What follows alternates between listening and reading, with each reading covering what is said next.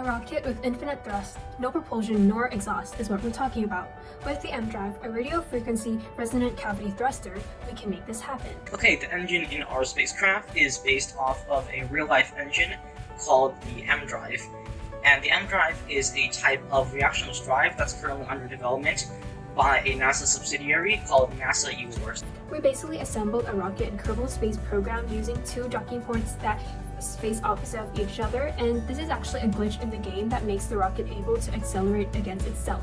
And obviously it will never work in real life, but this rocket was made to be a model of how an M-Drive rocket, like an M-Drive powered rocket, might be looking if it was to successfully be made and launched. Now this is really interesting. A reactionless drive is basically an engine that is able to produce an action without an equal and opposite reaction, which, breaks the second law of thermodynamics. Now we realize that this M-Drive concept goes against symmetry of space, momentum conservation, and basically most theories of quantum fields and physics. But if possible, we may be able to create engines with a theoretically infinite specific impulse, meaning we could infinitely accelerate, which is a huge step forward in the field of rocketry, but also in just energy creation in general. Space exploration is important in scientific advancement, and the M-Drive will be a huge help.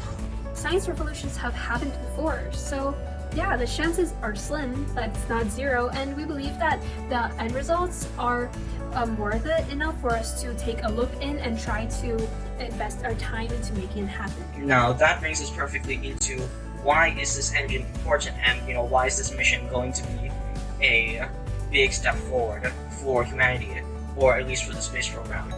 And my answer is that this mission that we are performing is not supposed to go somewhere to do something important. It's supposed to be a mission to test out a prototype engine that could be incredibly impactful and incredibly influential on the future of the human race. With an engine that has infinite acceleration or constant acceleration over an infinite amount of time, we could, travel between stars. We could move incredibly quickly, or even possibly surpass the speed of light. It's specifically created to test out an engine that will allow us to go places that were previously impossible to go to. So yeah, I think it's a really important mission. Even if we're not landing anywhere, we're testing out an engine, and that is the main point of the mission. Okay, so we're going to start with a rocket launch, and right here, you might be asking, so we have a reactionless drive, why are we using a rocket? And you see, a reactionless drive is good because it has infinite theoretical ISP. However, it has a pretty low thrust to weight ratio, so we need a rocket to get into space.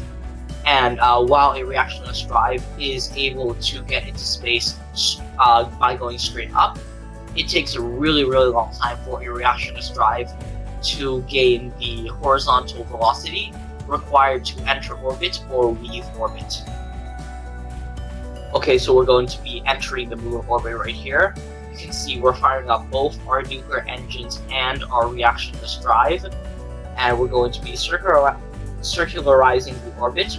As you can see, it's pretty elliptical, but we have now officially entered lunar orbit. Now we're going around the dark side of the moon, and this is a disadvantage in real life, because if this mission were to be performed in real life, going to the back of the moon, to the dark side of the moon, would mean that you would lose contact with the Earth, which is why we entered that orbit that you just saw a couple of seconds before.